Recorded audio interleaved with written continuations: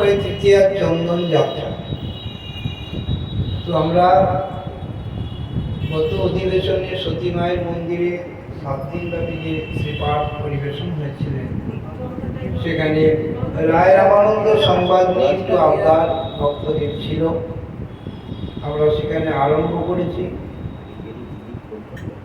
প্রদীপ বাবা নিবেদন করেছিলেন যে তার গৃহে ওই রায় রামানন্দ সংবাদ আমরা সাধন।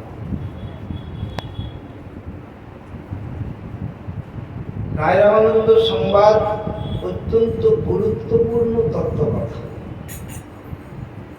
এক কথায় যদি বলা যায়, রায় রামানন্দ সংবাদ শ্রবণ করার আগে শ্রোতা এবং বক্তা উভয়ের যোগ্যতা নিরীক্ষণ করার খুব প্রয়োজন। জয় জয় নিতাই।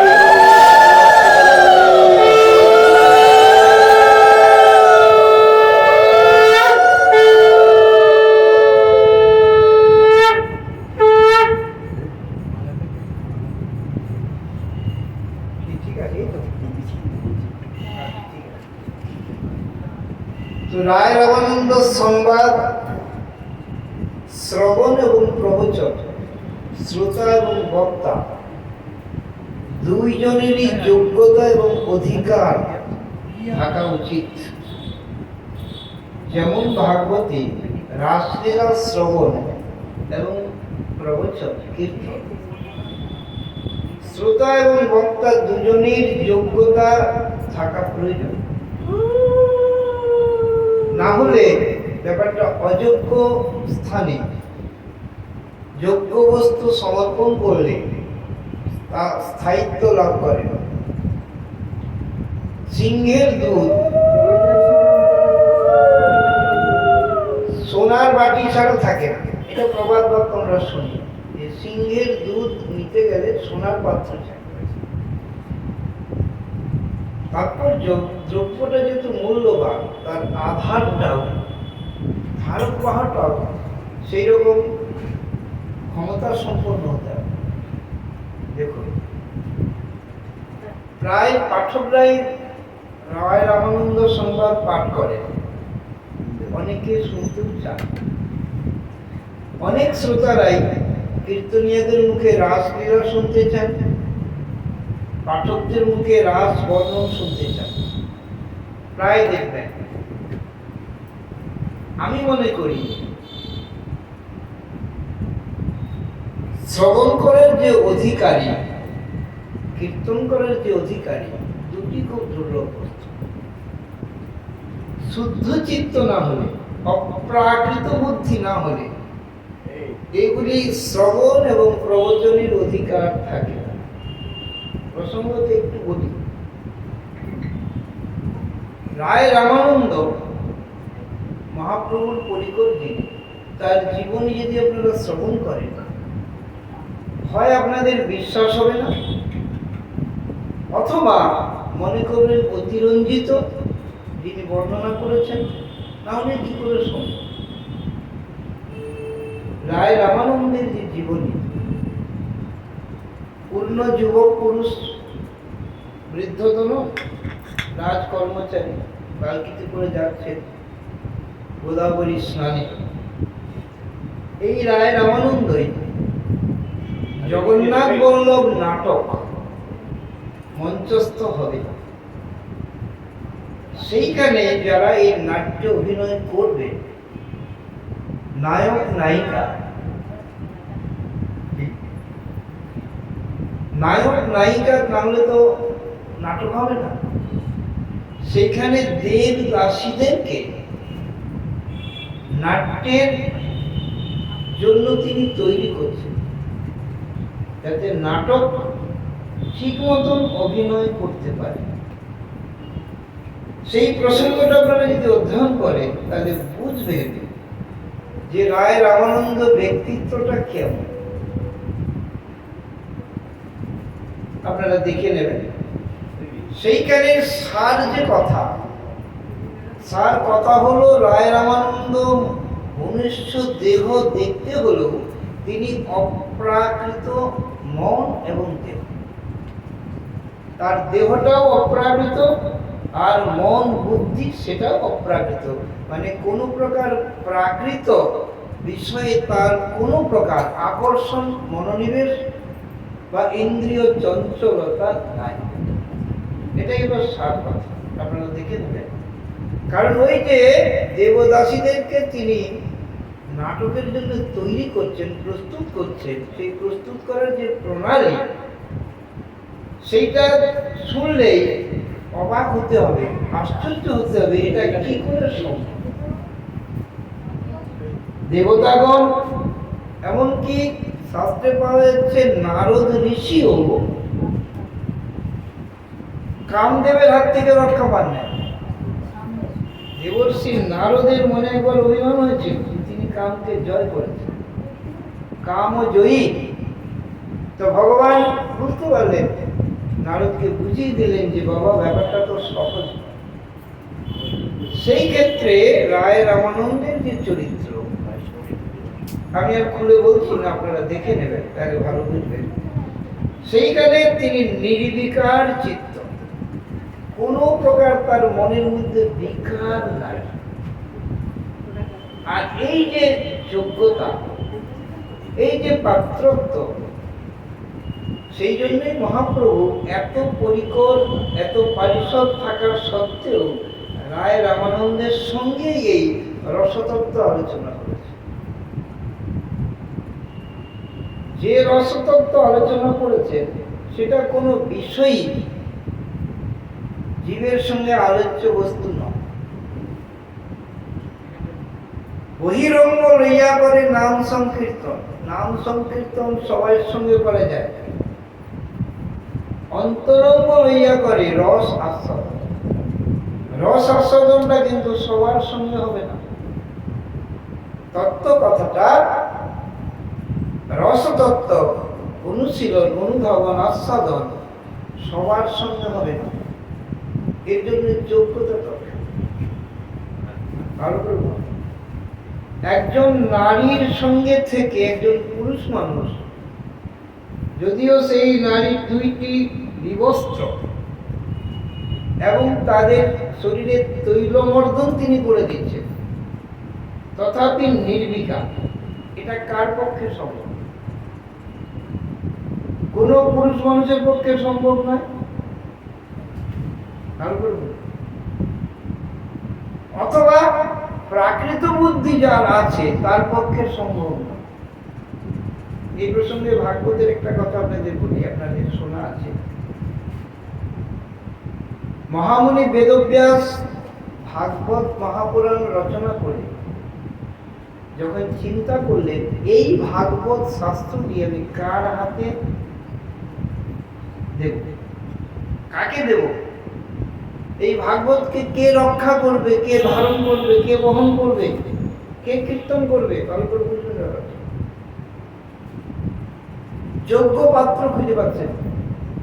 সেই সময়ে বেদব্যাস ভাগবত দেওয়ার মতন যোগ্য পাত্র খুঁজে পাচ্ছেন না, যাকে ভাগবত দেওয়া যায়। বশিষ্ঠ, বিশ্বামিত্র, অসিত, যৌবন, গৌতম, পিপ্পলাদ, মেধাতিথি, অগ্নিতরণ, ধর্ম, পরশুরাম প্রভৃতি বিশিষ্ট মুনীন্দ্রগণ সেখানে রয়েছে। তারপরে অনেক তিনি খুঁজে পাচ্ছেন না কাকে দেবেন। তাহলে ভাগবতের মূল্যটা বুঝতে হবে, বস্তুটার মূল্য বুঝতে হবে। বেদব্যাস বুঝেছেন, কাকে দেবেন দেওয়ার মতন উপযুক্ত পাত্র খুঁজে পাচ্ছেন সারা পৃথিবীতে। খুব চিন্তায় পড়ে গেলেন, কাকে দেবেন। অযোগ্য পাত্রে দিলে নষ্ট হয়ে যাবে। তখনই তার মনে পড়লো আমারই আত্মজ সন্তান জন্মগ্রহণ করবে। পত্নী বিচিকা গর্ভবতী, সন্তান সম্ভবা। তাহলে প্রত্যেক পিতা আশা করেন আমার অপূর্ণ কর্মটি আমার পুত্র সম্পূর্ণ করবে, এবং পিতার কাছে যোগ্য পুত্রই একমাত্র ভরসার জায়গা। এটা স্বাভাবিক দৃষ্টি, কিন্তু সেই দৃষ্টিতে বেদব্যাস দেখেন নাই। বেদব্যাস অন্য দৃষ্টিতে দেখেছেন। দিব্য দৃষ্টিতে তিনি দেখেছেন যে তার পত্নীর গর্ভে যে অবস্থান করছেন তিনি অপ্রাকৃত বুদ্ধি সম্পন্ন, ব্রজের সুখপক্ষী। বৃন্দাবনে ব্রজগোপীগণ সোনার পিঞ্জরায় এটাকে আদর করে যত্ন করে পালন করেছিলেন। ডালিমের বীজ ছোলা ভাজা খাইয়ে, ছোলা ভিজা খাইয়ে কৃষ্ণ বলো রাজে বলো আদর করে যাকে পালন করেছে সেই সুখ পক্ষী সুখদেব, যিনি সমগ্র রাধা গোবিন্দের লীলা স্বচক্ষে দর্শন করেছেন, যিনি দেবাদিদেব মহাদেবের মুখ কমল থেকে ভাগবতামৃত মধু পান করেছেন, তিনি তার পত্নীর গর্ভে অবস্থান করছেন। তাহলে এর থেকে যোগ্যপত্র হয় না। যাই হোক, অপেক্ষা করতে লাগবে। 1 বছর 2 বছর করতে করতে 12 বছর পার হয়ে গেল। এই গল্প আপনাদের জানেন। 12 বছর হয়ে গেল, সন্তান ভূমিষ্ঠ হচ্ছেন না, চিন্তার বিষয়। তো যোগ প্রভাব ক্ষমতা তারা গর্ভস্থ শিশুর সঙ্গেও কথা বলতে পারে। যে জীব আকাশে বাতাসে ঘুরে বেড়াচ্ছে সেই অদৃশ্য আত্মার সঙ্গেও মুনিগণ কথা বলতে পারে।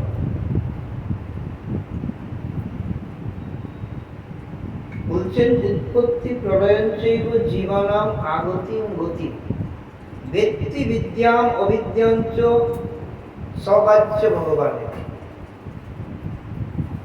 যিনি উৎপত্তির রহস্য জানেন, প্রলয়ের রহস্য জানেন, জীবের আসা যাওয়াকে কোথা থেকে আসছে কোথায় যাবে, সূক্ষ্ম জীব যারা জানেন তিনি ভগবান। বেদব্যাস ভগবান, গর্ভস্থ শিশুর সম্বন্ধে তার সব জানা। জিজ্ঞাসা করলেন, বাবা তুমি ভূমিষ্ঠ হচ্ছ না কেন? ওখান থেকে তিনি উত্তর দিচ্ছেন, ভগবানের মায়ার ভয়ে ভীত হয়ে আমি ভূমিষ্ঠ হচ্ছি। এখন ভগবানের যে মায়া, এটা আপনারা সবাই জানেন। মায়া কাকে বলে, মায়াটা কি? ভাগবতের চতুর্শ্লোকিতে বলছেন, ঋতীর্থং যৎ প্রতীয়ত ন প্রতীয়ত চাপনি তদ্বিদ্যাৎ আত্মনো মায়াম যথা ভাস যথাতম।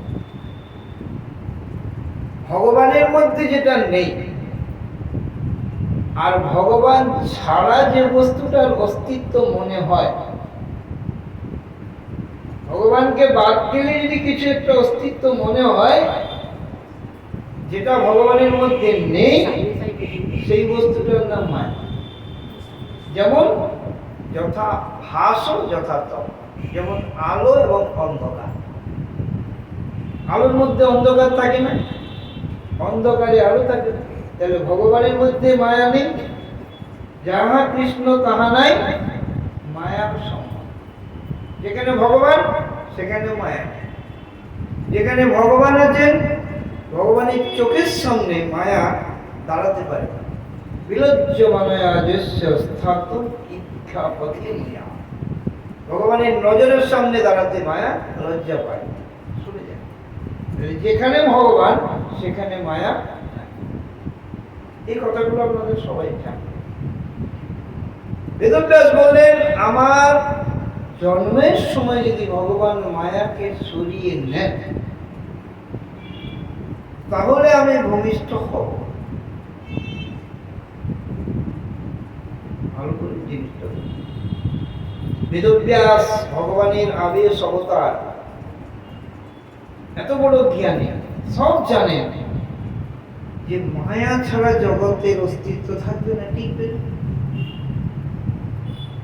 মায়া দিয়ে জগৎ রচিত, তাও তিনি ভগবানের কাছে গেলেন। ভগবান এমন একটি সত্তা যে যার পক্ষে অসাধ্য কিছু নাই, কর্তুম অকর্তুম অন্যথা কর্তুম সমর্থ। স ঈশ্বর, যিনি করতে পারেন, না করতে পারেন, যেমন হওয়ার কথা তার বিপরীত করতে পারেন। এই শক্তি যার মধ্যে আছেন তিনি ঈশ্বর। এই জন্য জীবে ঈশ্বর বুদ্ধি করলে অপরাধ। কোন মানুষকে যদি আপনি ভগবান বলেন তাহলে আপনার অপরাধ হয়েছে। যাকে তাকে যে আমরা ভগবান বলে দিচ্ছি, বানিয়ে দিচ্ছি, ভগবানের আসনে বসিয়ে পূজা করে দিচ্ছি, এটা কিন্তু অপরাধের কারণ।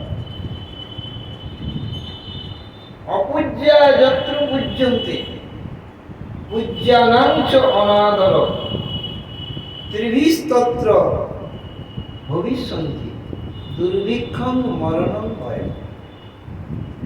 অপূজ্য ব্যক্তিকে যদি পূজা করা হয় আর পূজ্য ব্যক্তির যদি অনাদর হয় তাহলে তিনটি জিনিস অবধারিত: দুর্ভিক্ষ হবে, মরণ হবে, ভয়। সেই জন্য বুঝে শুনে করতে হবে। কখনোই কোন জীবকে ঈশ্বর বা ভগবান বলা যায় না।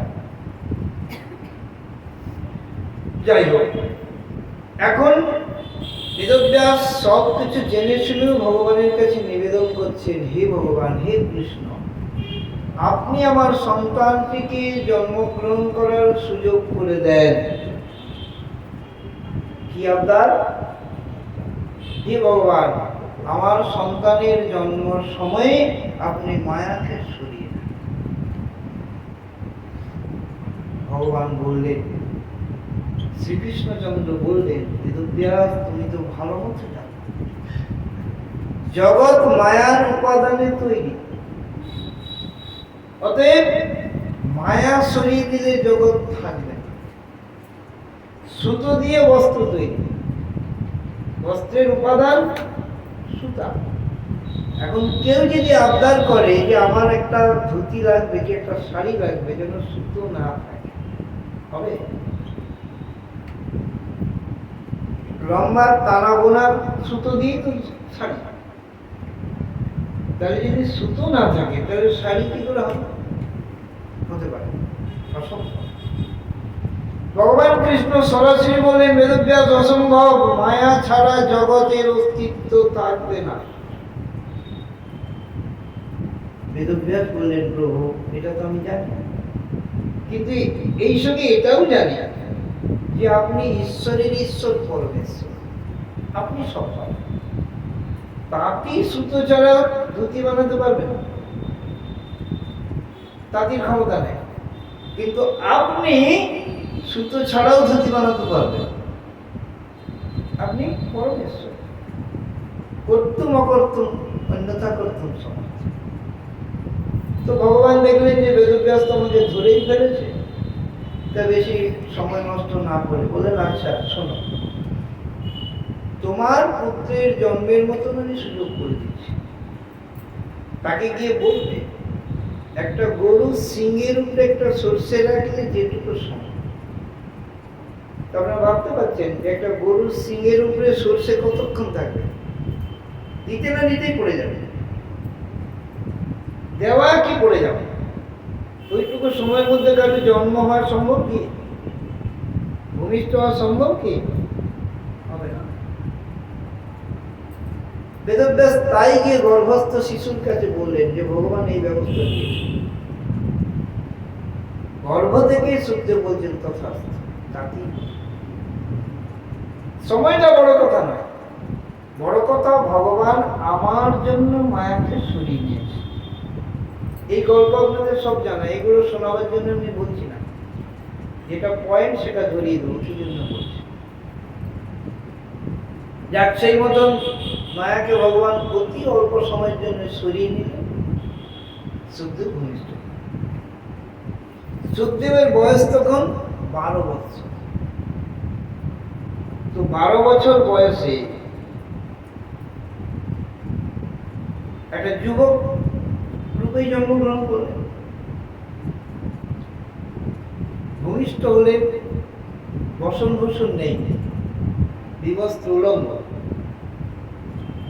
ধাই মাঝে নারী ছেদন করে, নাড় কাটাকাটির যে ব্যাপার, সেসবও কোনো ব্যাপার নেই। ভূমিষ্ঠ হয়েছেন, হাঁটতে শুরু করেছে। বাচ্চা জন্মগ্রহণ করার পরে খাওয়ার জন্য কান্না করে, তো ক্ষুধা লাগে, চিৎকার করে। তাহলে খাওয়ার জন্য কান্না করা, চিৎকার করা, ক্ষুধা লাগা, এগুলো সব মায়ার ক্রিয়া। মাইক জগতে মায়ার ক্রিয়ায় এগুলো হয়। তো মায়ার ক্রিয়া তার মধ্যে নেই, সেই জন্য ক্ষুধাও নাই, তৃষ্ণাও নাই, কান্নাও নাই, কিছুই নাই। কে বাবা, কে মা, কি ঘর, কি বাড়ি, কোনো কিছু মায়ার কর্ম তার মধ্যে নাই। তিনি বনের দিকে চলে যান। পিতা বেদব্যাস পিছনে পিছনে ছুটছেন, হা পুত্র ফিরে আসো, ফিরে আসো, বাবা মায়ের যা ধর্ম। কিন্তু কোন উত্তর প্রত্যুত্তর দিলেন না, বনের মধ্যে মিশে গেল। হতাশ হয়ে বেদব্যাস ফিরে যখন এলেন, এই জায়গাটার জন্য গল্পটা বলছি। ফিরে যখন এলেন, আসছেন, তখন ওই সরোবরে কতগুলি যুবতী কন্যা তারা নিজ নিজ বস্ত্র তটে রেখে বিবস্ত্র জলে স্নান করছে। তারা তাদের মতন স্নান করছেন, আর পাশ দিয়ে সুখদেব বিবস্ত্র যুবক পুরুষ চলে। না লাগলো তাদের লজ্জা, না তারা তাড়াতাড়ি করে বস্ত্র পরিধান করে লজ্জা নিবারণ করার চেষ্টা করলেন। তারা তাদের মতন জলে স্নান করছেন, সুখদেবের মতো চলে। কিন্তু সুখদেবের পিতা বেদব্যাস বৃদ্ধ যখন ওই রাস্তা দিয়ে যাচ্ছেন, তখন সেই যুবতীরা তাড়াতাড়ি করে নিজ নিজ বস্ত্র পরিধান করে লজ্জা নিবারণ। যখন গেলেন বেদব্যাস, তখন তো চলে গেলেন, জিজ্ঞাসা করার সময় পান নাই। ফেরার সময় জিজ্ঞেস করছেন, হে জননী মায়েরা, তোমাদেরকে একটা কথা আমি জিজ্ঞেস করি। আমার পুত্র সুখদেব নিজে যুবক এবং বিবস্ত্র, তোমরাও যুবতী বিবস্ত্রা, কিন্তু সে যখন গেল তোমাদের কোনো লজ্জা হলো না? তোমরা তাড়াতাড়ি বস্ত্র পরিধান করলে না, লজ্জা নিবারণ করলে না? আর আমি তার বাবা বৃদ্ধ, তোমাদেরও পিতৃতুল্য বাবার বয়স, আমাকে দেখে তোমাদের এই লজ্জা কেন?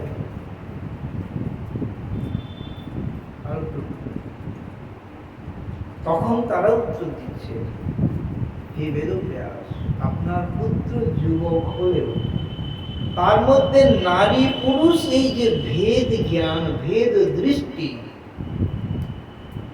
এই মাইক যে আচরণ, সেটা তার মধ্যে নাই। আর আপনি বৃদ্ধ হলেও আপনার মধ্যে স্ত্রী পুরুষ এই ভেদ বুদ্ধিটা আছে। কেউ জানুক না জানুক, আপনি নিজে তো বুঝেন। এখন আপনাদের মনে হবে এই গল্পটার সঙ্গে রায় রামানন্দের কি কানেকশন বা কি মিল? মিলটা হচ্ছে, দেখুন, এই প্রকার মায়া নির্মুক্ত, যার স্ত্রী পুরুষ নারী পুরুষ ভেদ নাই, যাকে দেখে নারীদেরও লজ্জা নাই, নারীদেরকে বিবস্ত্র দেখে যার লজ্জা নাই, কোনো বিকার নাই, তিনি সুখদেব নাকি?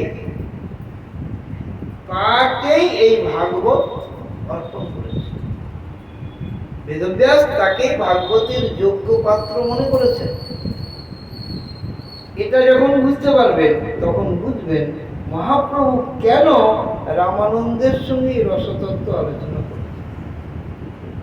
এত পরিকর থাকা সত্ত্বেও তাদের সঙ্গে না করে রামানন্দের সঙ্গে কেন এই তত্ত্ব, এই রস কথা, এই অন্তরঙ্গ কথা আলোচনা করেছে?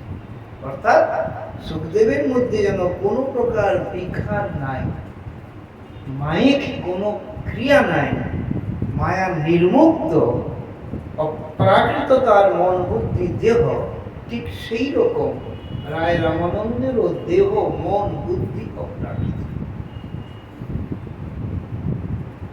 আর এই অপ্রাকৃত পর্যায়ে না পৌঁছালে, প্রাকৃত মন বুদ্ধি দিয়ে এগুলো বুঝতে গেলেই অ্যাক্সিডেন্ট হওয়ার ভয়।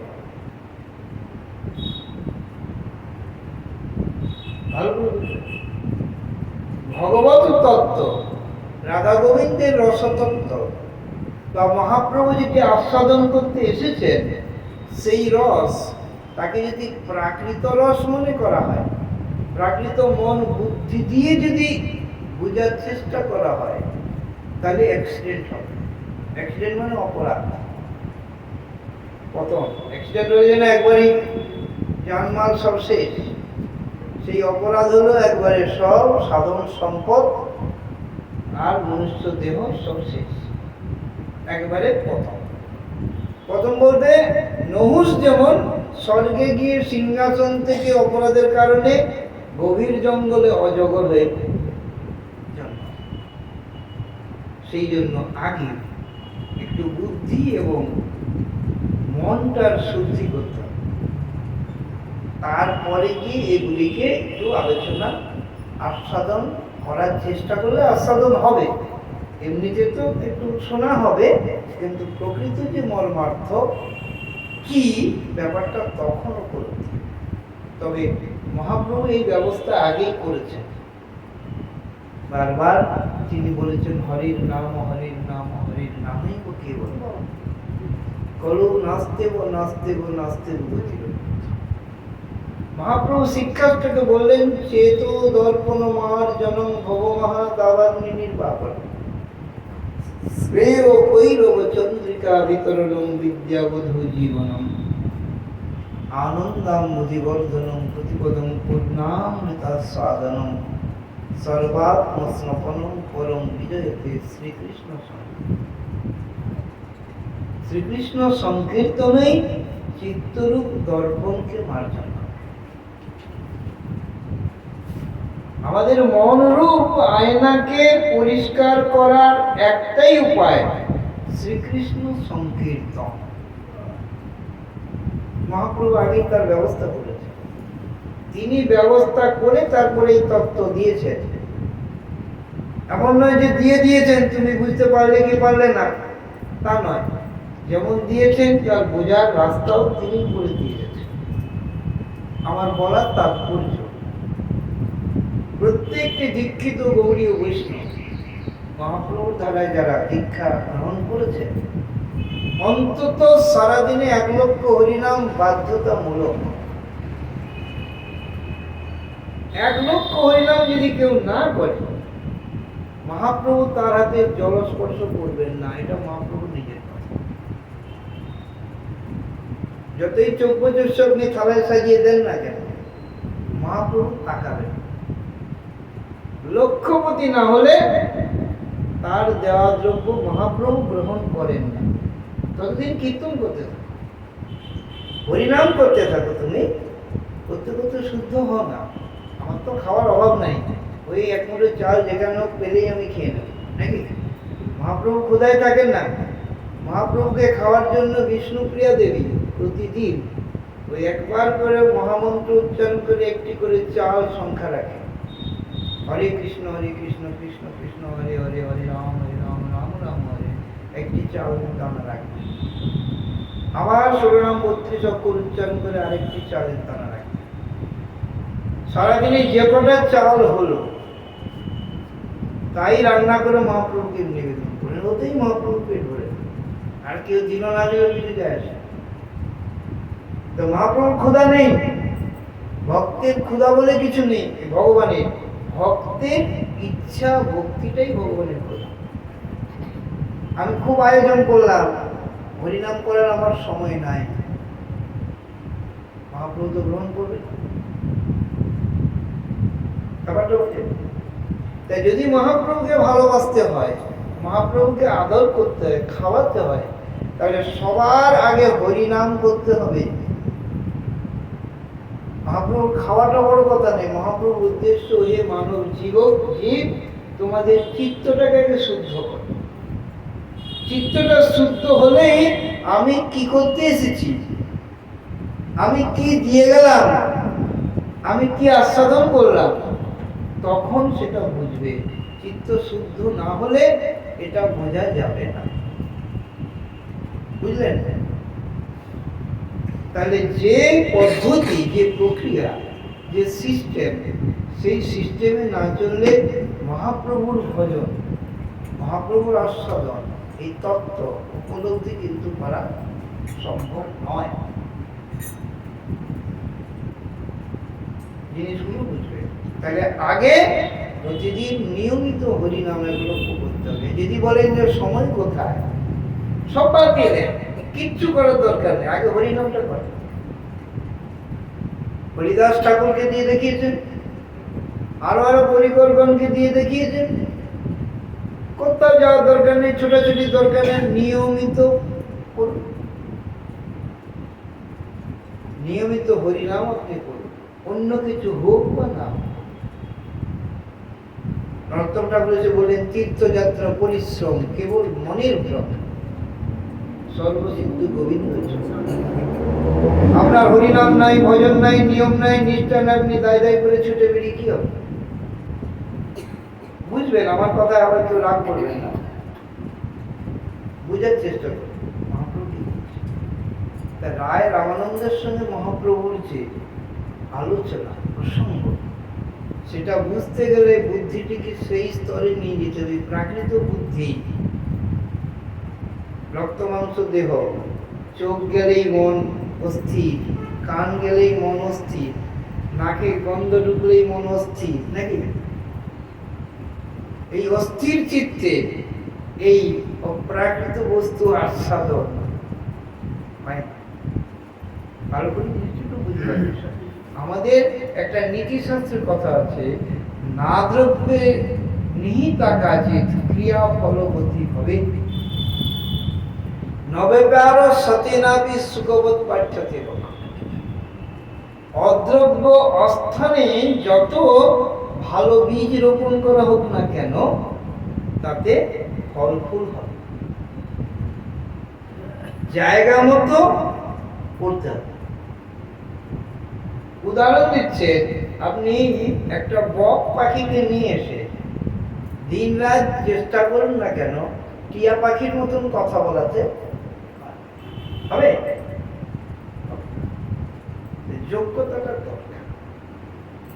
সেই যোগ্যতা একদিনের বিষয় নয়, চেষ্টা মনে মনে থাকতে হবে। দেখুন চারিদিক এখন খুব ভয়ঙ্কর অবস্থা। আমরা এখন যে অবস্থার মধ্যে যাচ্ছি, এটা নতুন নয়, চিরকালেই কখনো অসুরদের বাড়ন্ত হয়েছে, দেবতাদেরকে পদানত করেছে, ঘর ছাড়া করেছে, আগুন লাগিয়ে দিয়েছে, আবার কখনো দেবতারা ঘুরে দাঁড়িয়েছে, অসুরদেরকে তাড়িয়েছে। এইভাবেই চলছে সৃষ্টির প্রথম থেকে, দেবাসুর সংগ্রাম চলছে। অদ্বৈত প্রভু যখন মহাপ্রভুকে ব্যাকুল হয়ে ডাকলেন, গোলক থেকে গোলকে ভগবানকে আনার জন্য ব্যাকুল হলেন, তখন অবস্থাটা এর থেকেও আরো ভয়ঙ্কর ছিল। এখন যে ভয়ঙ্কর পরিস্থিতির মধ্যে আমরা চলছি, এর থেকে ভয়ঙ্কর পরিস্থিতি তখন ছিল। তাই অদ্বৈত প্রভু মহাপ্রভুকে প্রাণে পণে ডেকেছেন। মহাপ্রভু এসে সামাল দিয়েছেন, ব্যবস্থা করেছেন। ভাগবত মাহাত্ম্য বলছে, ন যোগী নৈব সিদ্ধ বা, সিদ্ধ যোগী শুদ্ধাত্মা মহাত্মা ভজন সাধন করে ভগবানকে ডাকার মতন কলিকালের সাধক দুর্লভ। আমাদের অন্তর 100% ভগবানকে ডাকছে না। যদি ডাকে, ভগবান তো থাকতে পারবেন না। ভগবান কথা বলেছেন, নাহং তিষ্ঠামি বৈকুণ্ঠে যোগিনাং হৃদয়ে নচ মদভক্তা যত্র গায়ন্তি তত্র তিষ্ঠামি না। আমার ভক্ত যেখানে আমাকে ডাকবে, আমি সেখানে অবস্থান করব। তার মানে আমাদের ডাকার মধ্যে কিছু গোজামিল হচ্ছে, আমার মনে হচ্ছে, আমি যেটুকু বুঝি। কারণ ভগবানকে ভক্ত যদি ডাকে, ভগবান তো থাকতে পারবেন না। তাহলে ভক্ত আছে, ডাকাডাকি হচ্ছে, কোন একটা জায়গায় কিছু খুঁত হচ্ছে। খুঁতটা কি? ওই ডাকার মধ্যে কিছু গোজামিল হচ্ছে, মানে ভক্তিটা শুদ্ধ ভক্তি হচ্ছে না। মানে যে ডাকে ভগবান আসবেন সেই ডাক ডাকা হচ্ছে না। তো এইখানটা কে শুধরাবে? এটা আমাদের নিজ দায়িত্বে শুধরাতে হবে। একে দোষ তাকে দোষ, তাকে দোষ নয়, নিজেকে দোষ দেওয়া শিখতে হবে যে আমার কোনখানটায় দোষ, কোনখানটায় ত্রুটি হচ্ছে।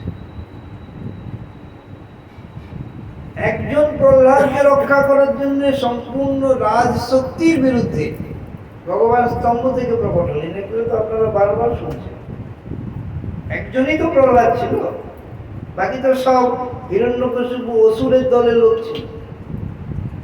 একজন প্রহ্লাদের জন্য ভগবান প্রকট। সারা মহাভারতের 5 জন পাণ্ডবের জন্য ভগবান যুদ্ধ করে সবাইকে বিনাশ করে, কুরুকুলকে একবারে ধ্বংস করে দিলেন।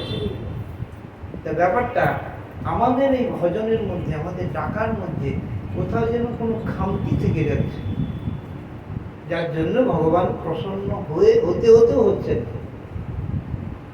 এই দোষ ত্রুটিগুলো আমাদেরকে, লোকের দোষ দেখার নেই, আমাদের আয়নার সামনে নিজেদের দোষ দেখতে হবে। মানে যে দোষটা আমরা লোকের মধ্যে দেখতে পাই সেটা মনে করতে হবে তিনি আয়না, আর তার মধ্যে যে দোষটা দেখতে পাচ্ছি সেটা আমার দোষ, ওখানে ফুটে উঠেছে। তার দোষ নয়, যেটা দেখতে পাচ্ছি ওটা আমার ভিতরে থাকা দোষ। আমরা এই আচরণ কি করি, বৈষ্ণব আচরণ কি করি, ভালো করে দেখবেন।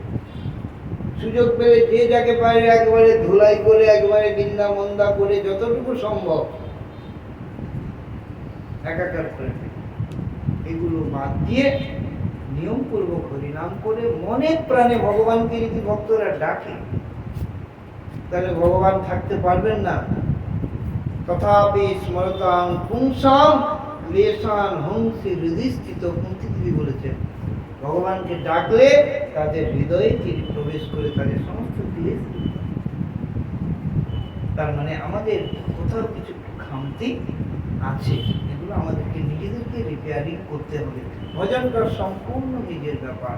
কে দেখলো না, কে প্রশংসা করলো কি করলো না, কার ভালো লাগলো কি কারো লাগলো না, হ্যাঁ, কে দলে আসলো কি আসলো না, এটা বড় কথা নয়। আমার দুর্লভ মনুষ্য জীবন, সুযোগ পেয়েছি, আর পাবো কিনা জানি না, আমি একটুখানিও মিস করব। যাই হোক, এখন আমাদের আগের থেকে কথা দেওয়া আছে, রায় রামানন্দ সংবাদ আমরা একটু শুনবো। তার আগে একটুখানি কথা বলি। আগামীকাল চন্দন যাত্রা। এই চন্দন যাত্রা আরম্ভ হয়েছে, আপনারা জানেন, যমুনায় ক্ষীরচরা গোপীনাথের শ্রীঅঙ্গে চন্দন দিয়েছিলেন। কে দিয়েছিলেন? মাধবেন্দ্র পুরী। কেন দিয়েছিলেন আপনারা সব জানেন। মাধবেন্দ্র পুরী এখান থেকে গিয়ে বৃন্দাবনে গোবর্ধনের তটে বসেছিলেন। তিনি অযাচক ব্যক্তি ছিলেন। অনেক রকম সাধু আমরা দেখি, কেউ মাধুপুরী করে, কেউ স্থূল ভিক্ষা করে, কারো মঠ মন্দির আছে, কেউ বা অযাচক, কারু কাছে কিছু যাচনা করেন না, চান না, আপনা আপনি যা এসে হাজির হয় তো খান, না হলে না। তো মাধবেন্দ্র পুরী অযাচক সন্ন্যাসী ছিলেন, বৃন্দাবনে গিয়েছেন। বৃন্দাবনে মাঠের মধ্যে বৃক্ষতলায় বসে আছেন, তার নাম জপ করছেন। কদিন থেকে খাওয়া যায়। তখন একটি রাখাল বালক মাটির ভাঁড়ে করে দুধ এনে বললেন, বাবা, এই দুধ আমার মা আপনার জন্য পাঠিয়েছে।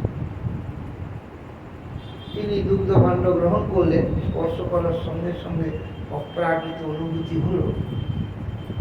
দুধ পান করলেন, ভাবতে লাগলেন, আমি এখানে কি করে তার মাই বা জানলো, কি করে বা দিল। অনেক ভাবতে বলতো, তখন সেই রাখাল বালক অদৃশ্য, বুঝতে বাকি থাকলো না। সেই ভাঁড়টি টুকরো টুকরো করে কলমকুচিগুলো কাপড়ে বেঁধে রাখবে, সেটাই এক টুকরা করে করে খেতে। যাই হোক, ওই মাধবেন্দ্র পুরীকে গোপাল স্বপ্ন দিলেন যে আমি এইখানে জঙ্গলের মধ্যে মাটির তলায় চাপা পড়ে রয়েছি দীর্ঘদিন ধরে, আমাকে এখান থেকে উদ্ধার করো। তো মাধবেন্দ্র পুরী স্বপ্ন বৃত্তান্ত সবাইকে বললেন, কুড়ুল কোদাল খনন যন্ত্র নিয়ে সেখান থেকে জঙ্গল কেটে কুটে পরিষ্কার করে সেখান থেকে গোপালকে মাটির তলা থেকে। এই গল্প আপনারা জানেন। এই যে গোপাল, এনার নাম শ্রীনাথ, এখন নাথর দ্বারাই রয়েছে। তো এই শ্রীনাথের মন্দির গোবর্ধনের পর্বতের উপরে সুন্দর করে তৈরি করে সেবা গোপীদের সব আনুকূল্য করতে থাকে, উপভোগ আয়োজন করে। এই গোপাল কিন্তু বজ্রনাভের তৈরি করা গোপাল। বজ্রনাভ হচ্ছে কৃষ্ণের প্রপৌত্র। এই গোপালে একদিন মাধবেন্দ্র পুরীকে স্বপ্নে আদেশ করলেন যে আমার শরীরে খুব জ্বালা, এই গরম, বৃন্দাবনে গরম খুব, এই বৈশাখ জ্যৈষ্ঠ মাসে বৃন্দাবনে খুব গরম। আর খুব বেশি গরমের কারণে আপনারা দেখবেন অনেক জায়গায় তুলসী বৃক্ষে ঝাড়া দেওয়া হয়, অনেকে নারায়ণের জল ঢালা দেয়। ওই দুপুর বেলায় নারায়ণ শিলার উপরে একটু জল ঢালা দেওয়া থাকে, সারা বিকেল পর্যন্ত জল পড়তে থাকে টপ টপ টপ টপ করে। বিকেল বেলায় আবার সেই জল সরিয়ে কুচাকুচি করে শীতলী ভোগ দেওয়া হয়, পূজা করা হয়। তাই আমার শরীরে খুব জ্বালা, মাধবেন্দ্র আমাকে চন্দন দিয়ে ঠান্ডা করে। সারা ভারতবর্ষের মধ্যে সব থেকে উন্নত চন্দন উড়িষ্যায় পাওয়া যায়, উন্নত কর্পূর উড়িষ্যায় পাওয়া যায়। কোথায় বৃন্দাবনের, কোথায় উড়িষ্যা, প্রায় 1700-1800 কিলোমিটার দূরত্ব। তখন তো ট্রেন বাস নাই। মাধবেন্দ্র পুরী পদব্রজে পায়ে হেঁটে সেখান থেকে রওনা দিলেন চন্দন আর কর্পূর সংগ্রহ করার। যেতে যেতে পথে রেমুনায় ক্ষীরচোরা গোপীনাথ, আগে ক্ষীরচোরা ছিল না, শুধু গোপীনাথ নাম ছিল। এই গোপীনাথ বহু প্রাচীনকালে ত্রেতা যুগে সীতা দেবী, মানে এই গোপীনাথের মূর্তিটি রামচন্দ্র নিজের হাতে অঙ্কন করেছিলেন শিলার উপর, যেটি দেখে সীতা দেবী মোহিত হয়ে গেছে। রামচন্দ্র তখন বলেছেন এই আমার এই রূপ হবে। সেই গোপীনাথ মূর্তিটি ওখানে যমুনায় পূজিত হয়ে আসছিলেন। সেইখানে মাধবেন্দ্র পুরী যেতে যেতে সাধুরা তো ভোজনম যত্র তত্র শয়নম ভট্ট মন্দিরে, সেইখানে গোপীনাথের দর্শন করে প্রেমানন্দে বিভোরে নৃত্য গীত করে রাত্রিটি কাটিয়ে হাট চালায় চলে গেলেন। সেখানে পূজারীদেরকে জিজ্ঞাসা করলেন যে তোমরা গোপীনাথকে কি ভোগ নিবেদন করো। বলার উদ্দেশ্য, তোমাদের গোপীনাথের শরীর স্বাস্থ্য এত সুন্দর, মানে এত রমণীয় দর্শনীয়, কি খাওয়াও তোমরা যাতে এত সুন্দর তার দেহ সুস্থ লাবণ্য ঝরে পড়ছে, কি খাওয়া? খাওয়ার উপরেই তো শরীরের সৌন্দর্য। তখন তারা সারাদিনের দিনচর্যা ঠাকুরের যে সেটা বললেন, বলে সারাদিন এই সমস্ত ভোগ হয়, আর রাত্রিবেলায় আমরা অমৃত কেলি ক্ষীর ভোগ। তাদের সারাদিনে আহারের যে ঘাটতি, যেটা কমা থেকে যায়, ওই দুধ ক্ষীর খাওয়ার পরে সেটা পূর্ণ হয়। মাধবেন্দ্র পুরী সব বুঝলেন, ও তাই এত সুন্দর। হ্যাঁ, অমৃত কেলি জিনিসটা কেমন?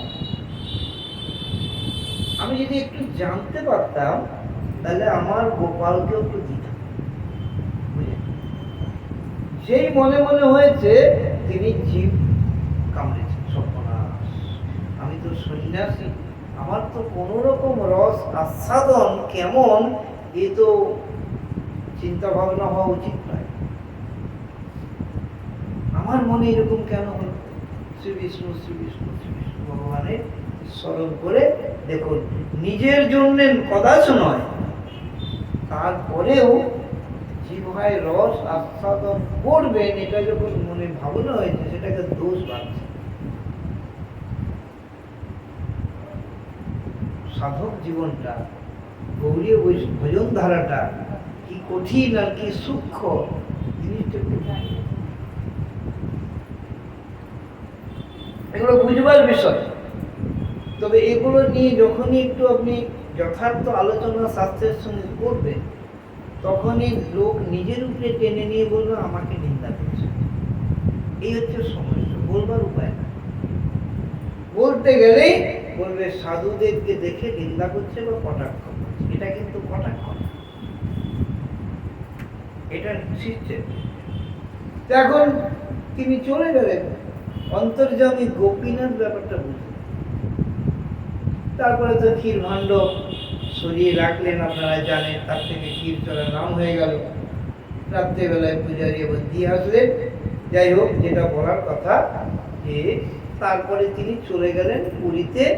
রাজা প্রতাপরুদ্র প্রচুর পরিমাণ চন্দন, কর্পূর এবং দুজন বাহক সঙ্গে দিয়ে রাজপত্রী লিখে দিলেন, যাতে রাস্তায় কেউ না আটকায়, বাধা দেয়।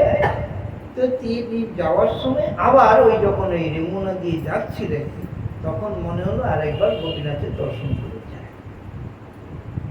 রাত্রি যখন বিশ্রাম করছে, তখন ওই গোপাল স্বপ্ন দিচ্ছে, মাধবেন্দ্র, এই চন্দন কর্পূর ওখান থেকে বইয়ে এখানে আনার দরকার নাই। তুমি এই গোপীনাথের অঙ্গে চন্দন লেপন করলে আমি ওখান থেকে এখানে পেয়ে যাব। জিনিসটা বুঝে কি বলা হচ্ছে? আপনি যদি মনে করেন আমি এখান থেকে দ্রব্য সামগ্রী নিয়ে গিয়ে বৃন্দাবনে ঠাকুরকে দেব, আর আমার অদ্বৈত পাঠে ঠাকুর পড়ে থাক, বুঝতে পারছেন কি বলার তাৎপর্য? বিগ্রহ ওখানকার এখানকার অভিন্ন। আপনি এখানকার মদন গোপালের বিগ্রহে দিলে ওখানকার মদন গোপাল পেয়ে যাবে, আপনাকে বোঝা বয়ে নিয়ে যাওয়ার দরকার নাই, তাই তো? মাধবেন্দ্র পুরীকে তো তাই বললেন, তুমি ওইখানে গোপীনাথের শ্রীঅঙ্গে যদি এই চন্দন কর্পূর অর্পণ করো, তাহলে আমি এখানে পেয়ে যাবো। মানে হুন্ডি সিস্টেম আর কি, এখানে জমা দিলেই ওখানে ভগবান। তিনি সেই জিনিসটা বুঝেন আর কি, বুঝবার ব্যাপার আছে। হ্যাঁ, হয়ে গেল টাইম, তাহলে কি করা হবে? এই তো সবে শুরু, আমরা এই তো করবো। বাবা দিয়ে দিচ্ছি প্রশ্ন না, সুদীপটা চলে গেলে অধীর হয়ে যাবো।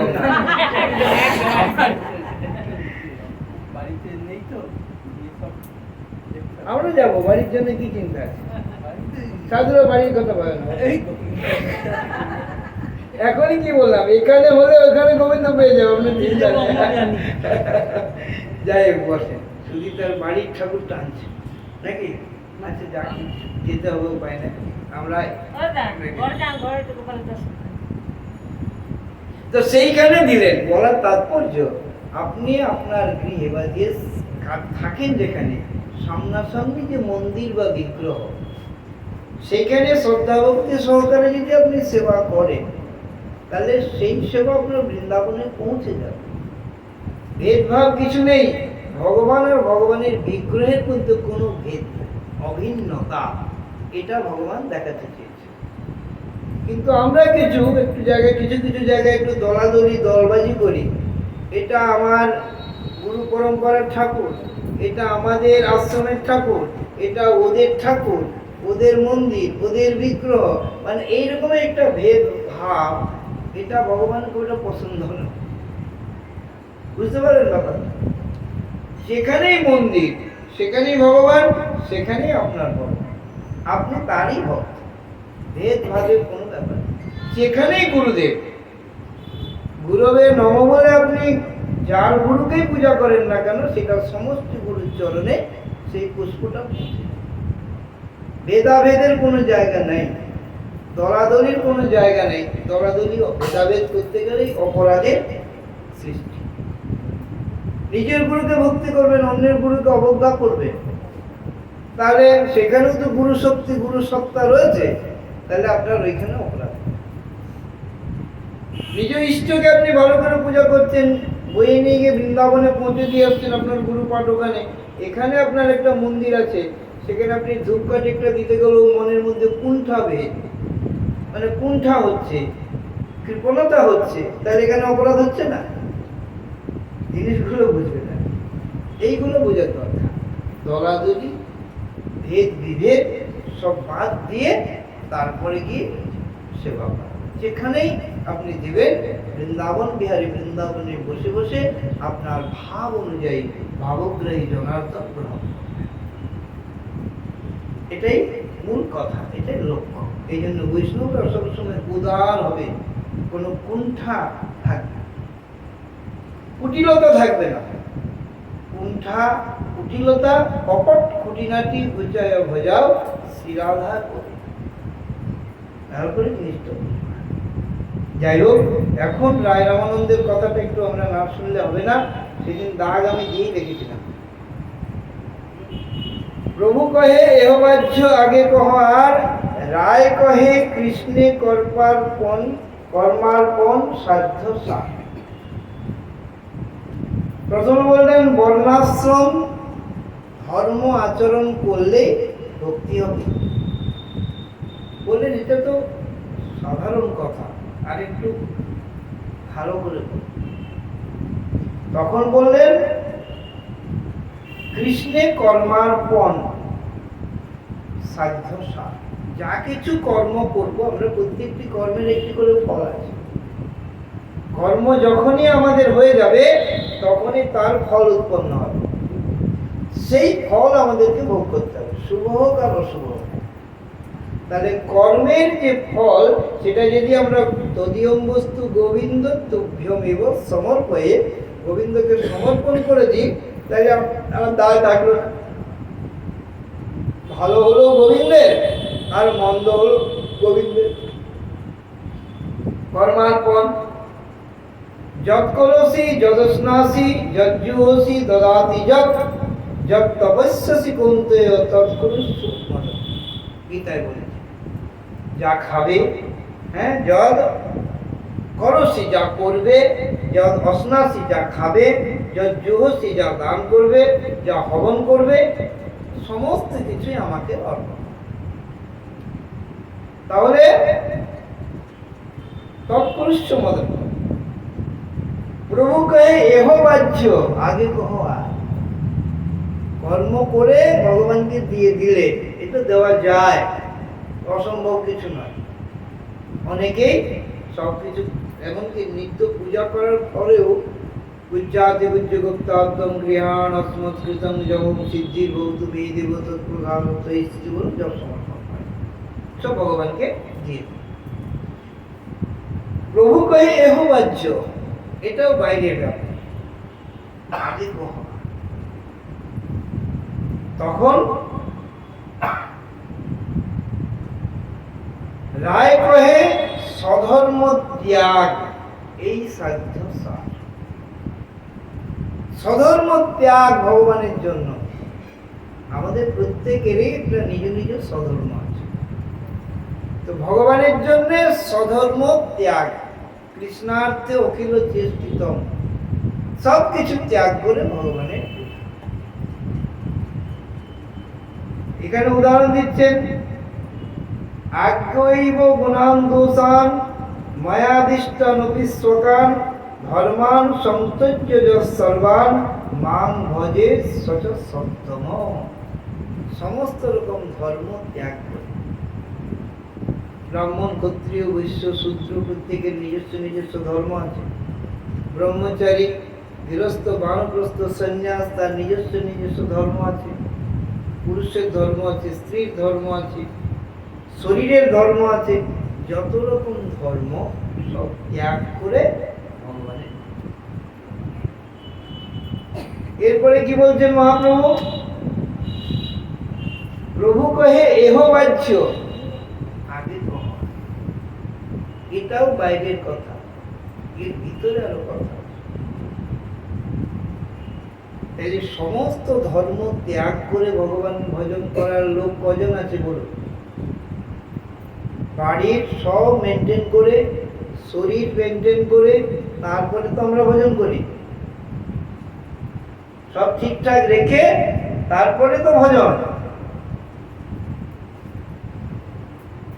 বলছেন এটাও বাহ্য, এর পরে আগে কি আছে?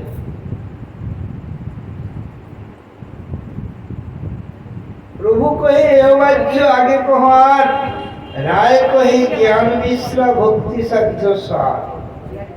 ব্রহ্মভূত প্রসন্নাত্মা ন সুজ্যোতি ন কাঙ্ক্ষতি, সম সর্বেষু ভূতেষু মদ্ভক্তি ভবতি পরা। জ্ঞান মিশ্রা, সমস্ত কিছুকে এক দেখা, সব এক একাকার দেখে সবসময় প্রসন্ন থেকে কোনো অবস্থাতে কোনো দুঃখ কষ্ট না অনুভব করে ভগবানের যে ভজন করা, সেটা সার। যে জায়গায় পৌঁছানো আমাদের পক্ষে খুব কঠিন, তারপরেও প্রভু কি বলছেন আরো দেখুন, অনেকগুলি তো কথা।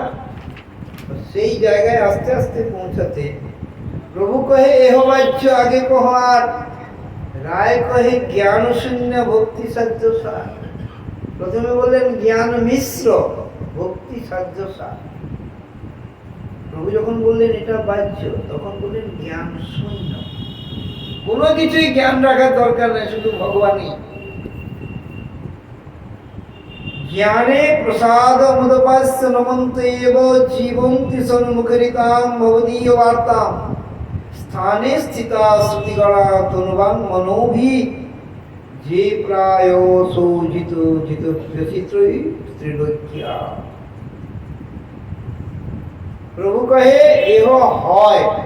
এতক্ষণ পর্যন্ত বাহ্য বাহ্য বললেন, এখন বলছেন এটা হয়। আগে কহা, এরপরে বলো কতদূর তুমি বুঝেছ। রায় কহে প্রেম ভক্তি সর্বসাধ্য সার। প্রেম ভক্তিটাই হলো সর্বসাধ্য সার।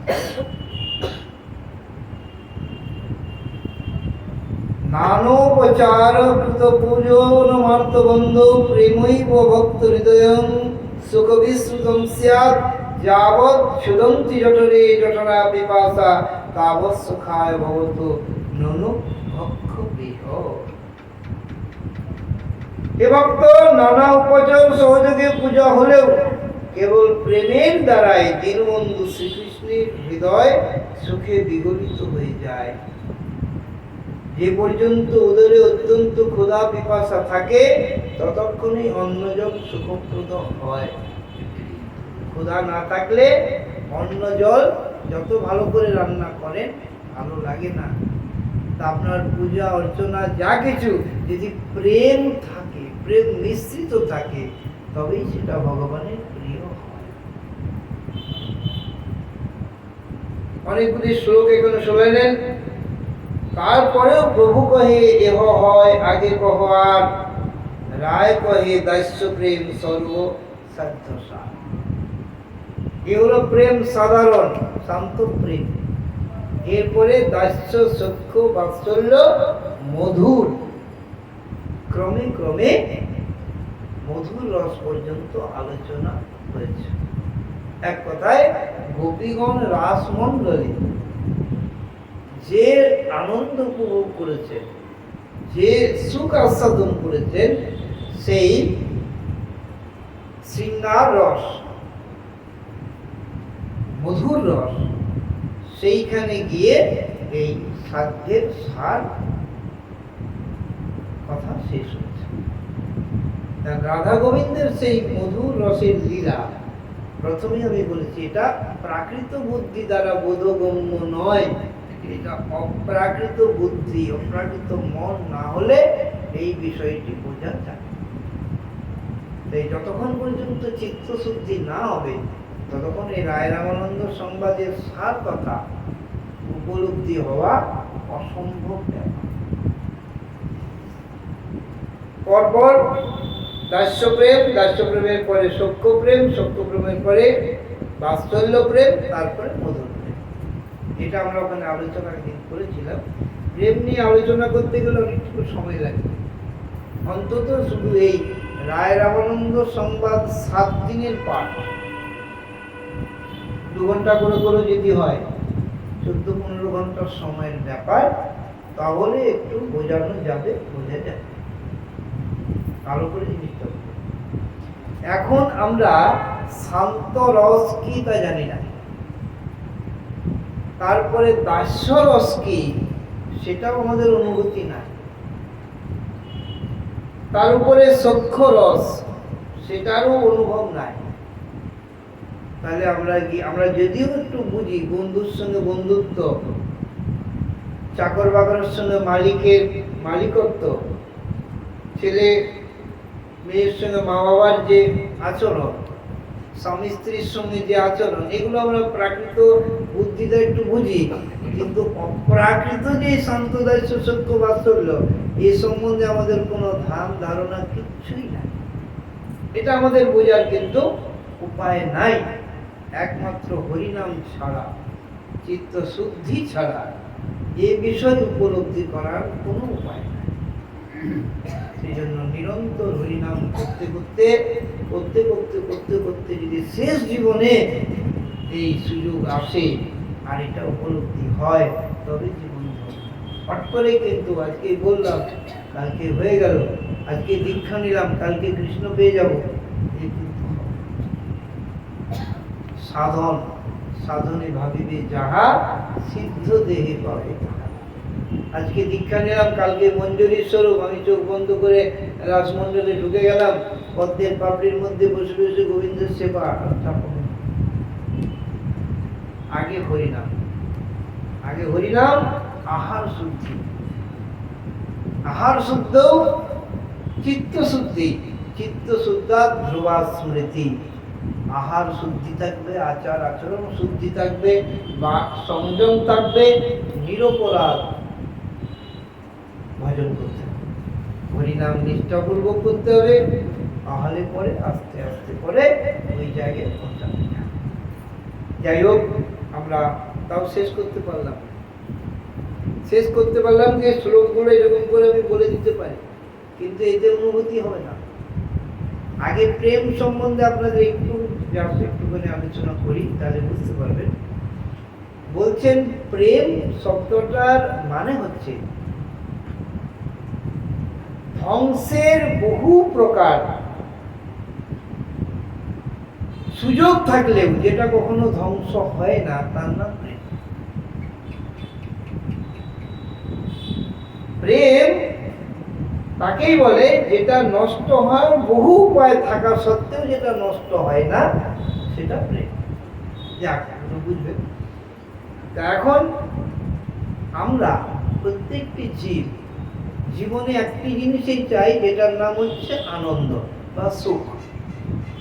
তা সমস্ত জীবের মধ্যে মনুষ্য নামক জীব অধিক সুখ উপভোগ করতে পারে, সেই জন্য মানুষেরও সর্বশ্রেষ্ঠ জীব।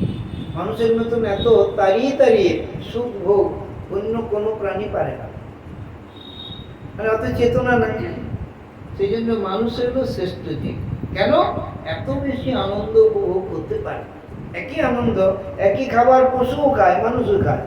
তো মানুষের খাওয়ার মধ্যে তাড়িয়ে তাড়িয়ে খাওয়ার একটা উপভোগ আনন্দ আছে। চাটনি খাবে একবার, পায়েস খাবে একবার, রসা খাবে একবার, হ্যাঁ, এরকম একটু একটু করে খাবে। আর গরুকে দিলে কি হবে? সব একসঙ্গে খেয়ে নেবে, সবকিছু খেয়ে নিল একসঙ্গে, কোনো জিনিস আলাদা আস্বাদন জানো না। এরকম সব বিষয়।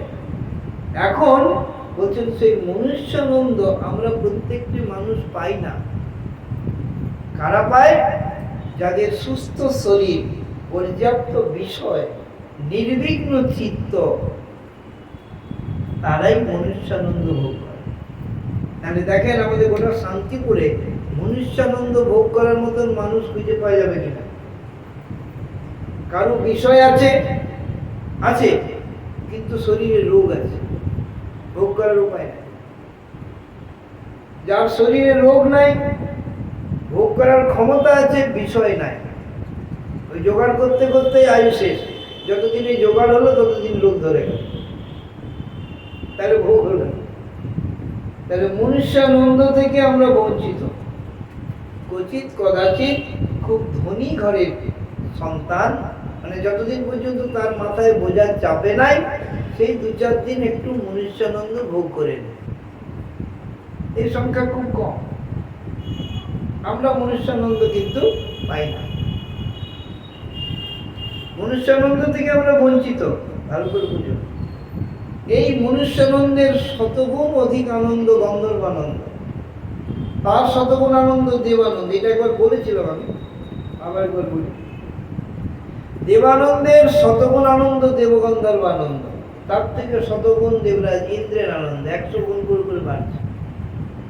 দেবরাজ ইন্দ্রের আনন্দ থেকে সহস্র গুণ আনন্দ সৃষ্টিকর্তা ব্রহ্মা, তার থেকে 1,00,000 গুণ আনন্দ মুক্তির আনন্দ, তার থেকে 1,000,000 গুণ আনন্দ এই ভক্তের আনন্দ, দাস্য ভক্তের।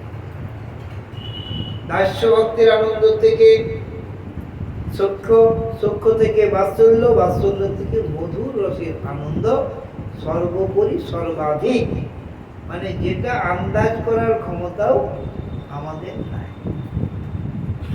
সেই প্রেম মহাপ্রভু দিয়েছেন। যখন এই প্রেমের আনন্দ উপভোগ হবে, বুঝতে পারবো তখন মহাপ্রভু কি আর মহাপ্রভু কি দিয়েছেন সেইটা আমাদের চিন্তার মধ্যে আসবে। তার আগে কিন্তু মহাপ্রভু কি আর কি দিয়েছেন আমাদের ধ্যান ধারণার বাইরে। যে জিনিসটা বোঝে না সেটা দিলেই কি আর না দিলেই কি, নাকি? একটা শিশুর কাছে যদি এত বড় হীরার টুকরা আপনি দিয়ে দেন, ও তো হীরার মূল্যই বোঝে না। তার কাছে হীরা তাকে দেওয়া না দেওয়ার সমান। যেদিন যদি কোনোদিন রক্ষা করে রাখতে পারে আর সেই হীরার মূল্য বুঝতে পারে, তখন বুঝবে যে আমার বাবা আমাকে কি দিয়ে গেছে, নাকি? তার আগে তো মনে করবে এটা কাঁচের টুকরো দিয়ে গেল, কোনো কাজেই লাগে না, নাকি? তাহলে মহাপ্রভু এসে আমাদের কি দিলেন, জগৎকে কি দিলেন, এটা ততদিন বোঝা যাবে না যতদিন না প্রেমের উপলব্ধি অনুভব কিছু না।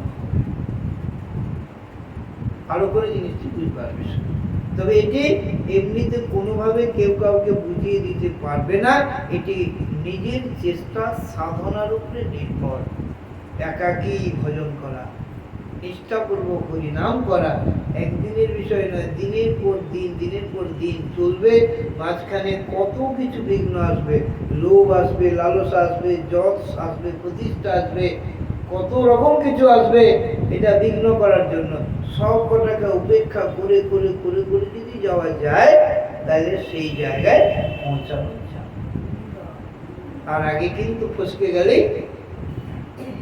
এই জন্য দেখবেন সাধকদের জীবনে প্রথমে তো খুব ভজন সাধন করছিল, বেশ আস্তে আস্তে মঠ মন্দির হয়ে গেল, আর প্রভাব প্রতিপত্তি হয়ে গেল, সেই মঠ নিয়ে জড়িয়ে গেল, আর ভজনে নাকি ঐশ্বর্য করতে গিয়ে, ঐশ্বর্য ভোগ করতে গিয়ে ভজন থেকে চাপা পড়ে গেল, নাকি? আপনারা এই জিনিসগুলো বুঝেন। গুরুদেব ভজন সাধন করছেন, জ্ঞানান্দি দুটি প্রসাদ পাচ্ছেন, অখণ্ড মালা করে যাচ্ছেন, ভিড় ভড়াক্কা হলো, বাবা দীক্ষা দেন, 2জন শিষ্য হলো। শিষ্য হওয়ার পরে বাবা গাছতলায় আপনার বড় কষ্ট, একটা ঘর করে দিই, ঘর হয়ে গেল। বাবা আপনার খুব অসুবিধা, একটা এসি লাগিয়ে দেওয়া হলো, নাকি? তারপরে বাবা আপনি একা থাকেন, দুটোর পাশাপাশি লোক থাকার জন্য 2টো ঘর করে দিই, ঘর হয়ে গেল। বাবা একটা মন্দির না হলে মানায় না, সুন্দর মন্দির হয়ে গেল, নাকি? এখন বাবা মালা করবে গিয়ে, রে মন্দির কে করবে রে, পূজারি কোথায়? হ্যাঁ, মন্দিরে ঝাড়ু পড়লো না তো রান্না করবে কে, নাকি? ভক্তরা যে এসে গেল, কে খেতে দেবে? তাহলে কিন্তু আর ভজন কি করে হবে? বিঘ্নটা কোথায় হচ্ছে? দেখুন, এদিকে বলা হচ্ছে ভগবানের সেবার জন্য করছে। ভগবান এটা করতে বলেন নাই। তোমাকে বৃক্ষতলায় বসে এক এক বৃক্ষতলায় এক এক রাত্রি বাস, এই ভজন তোমাকে করতে বলেছে। তোমাকে বিড়ম্বনার মধ্যে পড়তে বলেনি তো। তোমার ইচ্ছা কল্পিত তোমার এই ঝামেলা তুমি ঘাড়ে নিয়েছো। এখন তোমার ভজন আর কি করে হবে? ভালো করে দেখবে। আমার চোখে দেখা, আমি বহু ছোটবেলা থেকে মহারাজদের দেখছি, কি কি সুন্দর ভজন করছিলেন, তার গুরুদেব তার থেকে তিনি করছিলেন। করতে করতে হাই কি মন হলো, একটা মন্দির করলেন। মন্দির করার পরে ভক্ত নিবাস করলেন, ভক্ত বাড়লো। এবারে কে কখন আসবে, কখন যাবে, কারো ভোর 4টে ট্রেন, কেউ 12টায় ঢুকবে, গুরুদেবকে বসে থাকতে হবে।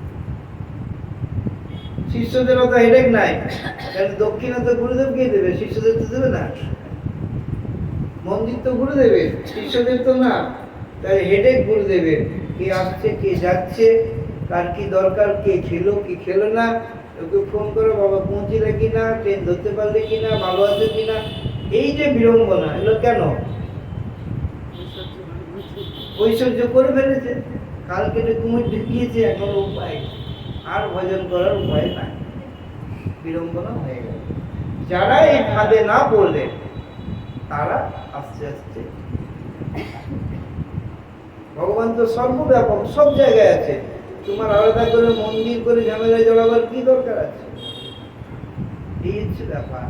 এই মহাপ্রভুর এই প্রেম, এই উপলব্ধি করতে গেলে, এই ভজন আস্বাদন করতে গেলে কঠোর সাধন, কঠোর তপস্যা আর বহু পরীক্ষা দিতে হবে।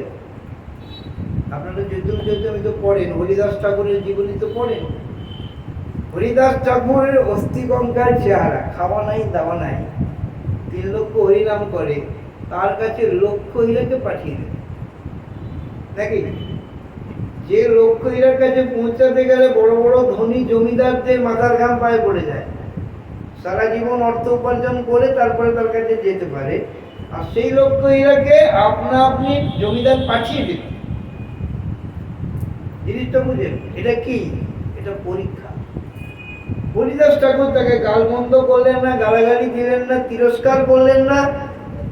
সবার মধ্যে ভগবান আছে, সম্মানপূর্বক বলেন তুমি বসো, আমার কাজটা আমি সেরে। অবজ্ঞা, অপমান, অসম্মান কিচ্ছু করলেন না। দেখেন কায়ের কৌশলগুলো দেখেন, আমার কাজটা সংখ্যাটা পূরণ করে নি, তারপরে তোমার সঙ্গে কথা বলবো।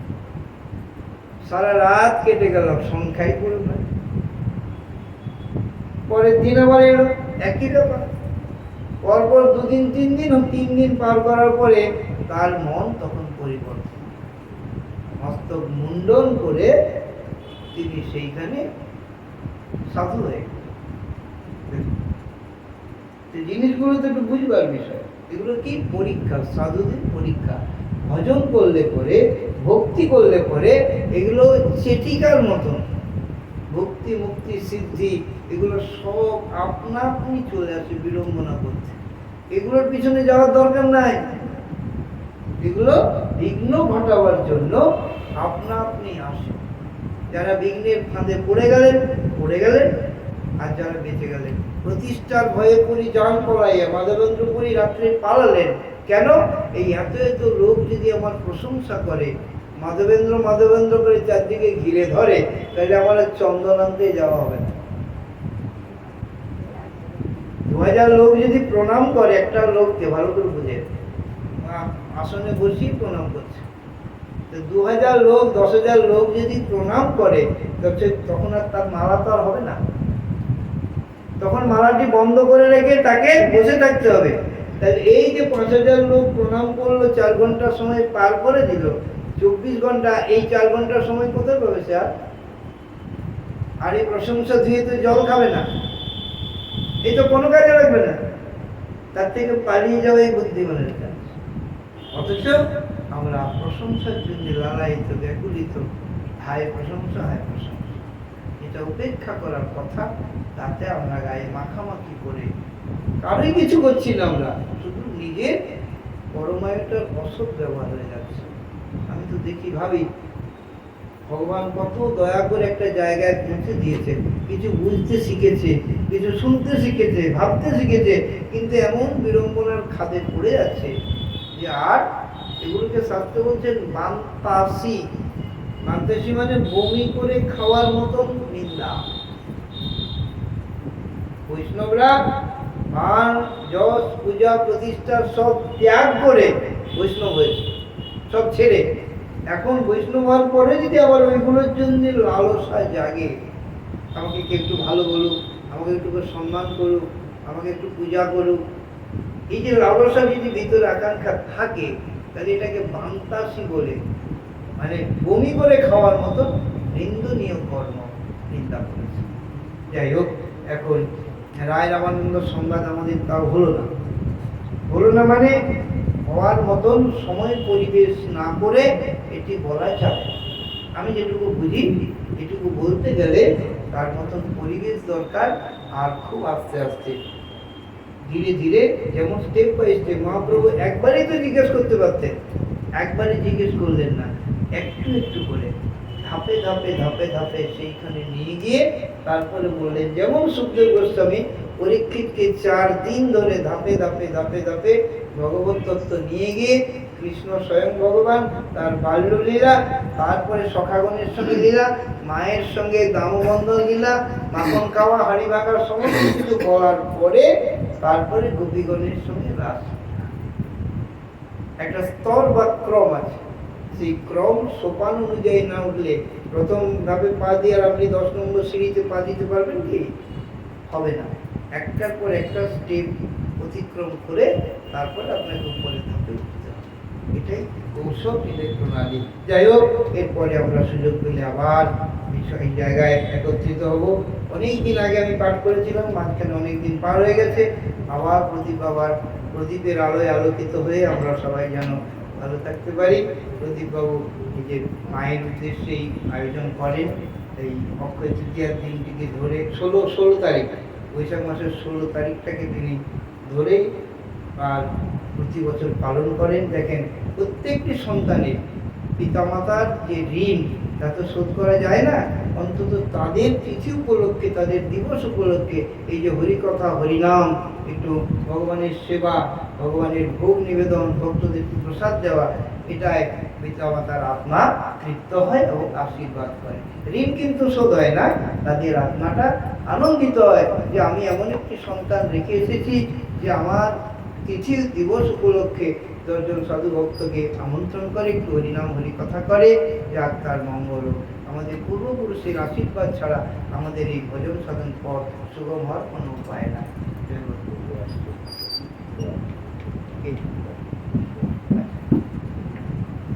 যাই হোক, আমরা খুব ভাগ্যবান যে শান্তিপুর নামক স্থান, আমি তো মনে করি সারা পৃথিবী যে একটু শান্তির খবর পেয়েছে, কি করলে শান্তি পাওয়া যায়, এই যে কৌশলটা পেয়েছে, সেটা একমাত্র শান্তিপুর পুরন্দর অদ্বৈত আচার্য প্রভুর কৃপায়। তিনি বুঝেছেন, সত্যি সত্যি তিনি বুঝেছেন যে মহাপ্রভু না আসলে জগতের শান্তির কোনো উপায় নাই। সেই জন্য তিনি মহাপ্রভুকে আহ্বান করেছেন, গোলক থেকে ভূলোকে অবতরণ করিয়েছেন আর জগৎকে শান্তির রাস্তা দেখিয়েছেন। দেখেন, এখন সারা পৃথিবীতে আছে যত নগরাধি গ্রাম, সর্বত্র প্রচার হইবে মম নাম। মহাপ্রভু বলেছেন সারা পৃথিবীতে যেখানে যত নগর গ্রাম আছে সব জায়গায় মহাপ্রভুর নাম প্রচার। কি আশ্চর্যের বিষয়! দেখুন, মহাপ্রভুর আবির্ভাব হলো 550 বছর, তার বহু আগে রামের অবতার হয়েছে, কৃষ্ণের অবতার হয়েছে, কিন্তু সারা বিশ্বব্যাপী রাম নাম কৃষ্ণ নাম পৌঁছাতে পারে না।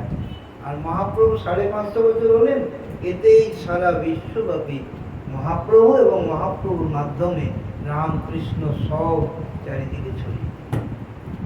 ব্যাপারটা দেখুন। যাই হোক, এই মহাপ্রভুকে আনার বলে শান্তিপুর পুরন্দর অদ্বৈত আচার্য প্রভুর কৃপায় জগৎ শান্তির পথ দেখতে পেয়েছে।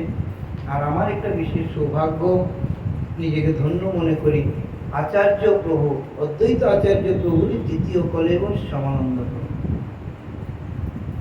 অদ্বৈত আচার্য দ্বিতীয়বার সামান্য রূপে প্রকট হয়েছে এবং সেই ভক্তি ধর্ম জগতে তিনি পুনঃ প্রচার করেছেন। অদ্বৈত প্রভুকে জানিয়েছেন, অদ্বৈত প্রভু তো মহাপ্রভুকে জানিয়েছেন, আর অদ্বৈত প্রভুকে শ্যামানন্দ প্রভু জানিয়েছেন।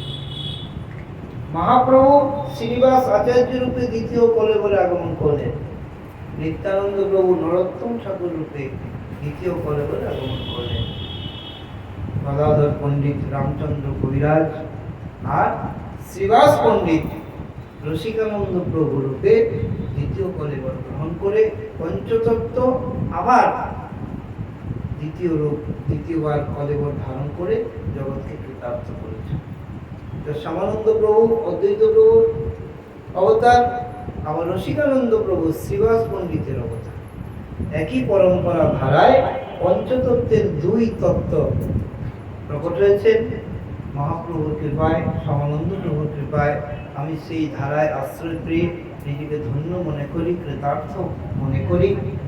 আর আপনাদের সকলের চরণে প্রার্থনা করি আপনারা আশীর্বাদ করবেন যেন ভগবানের চরণে ভক্তি থাকে আর আর ভজন করতে পারি, আর আপনাদের সকলের সান্নিধ্যে এইভাবে হরিনাম হরি কথা বলে জীবনকে ধন্য করতে পারি। নিতাই গৌর সীতানাথ প্রেমানন্দে।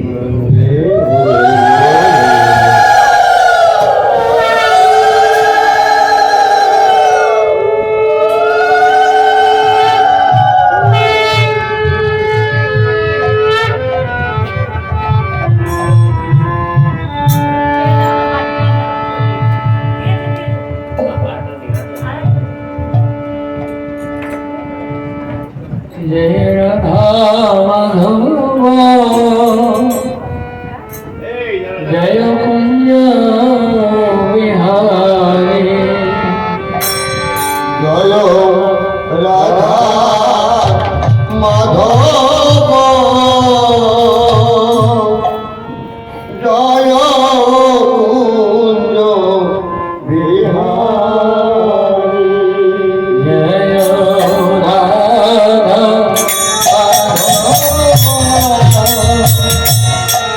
जय कुंज बिहारी जय राधा जय कुंज बिहारी जय गोपी जनवाला जय दीवाना जय गोपीजन बाला जय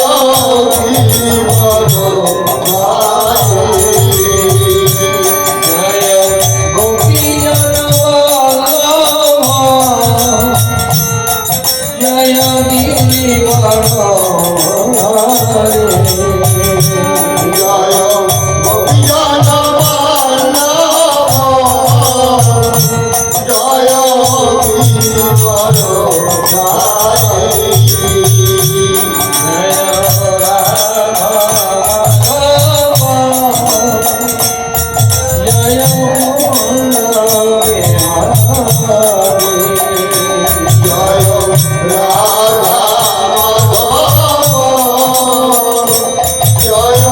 बाला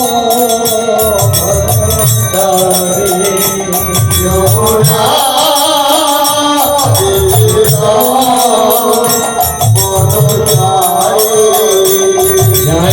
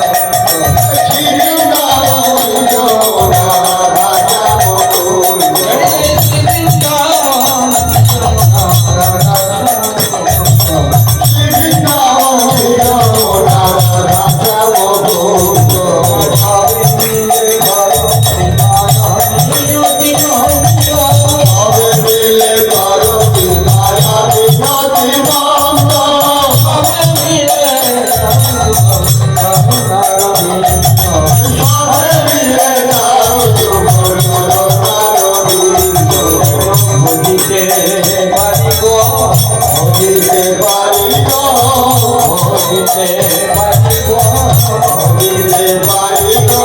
ভগবানে বলিতে পারি গো ভগবানে বলিতে পারি গো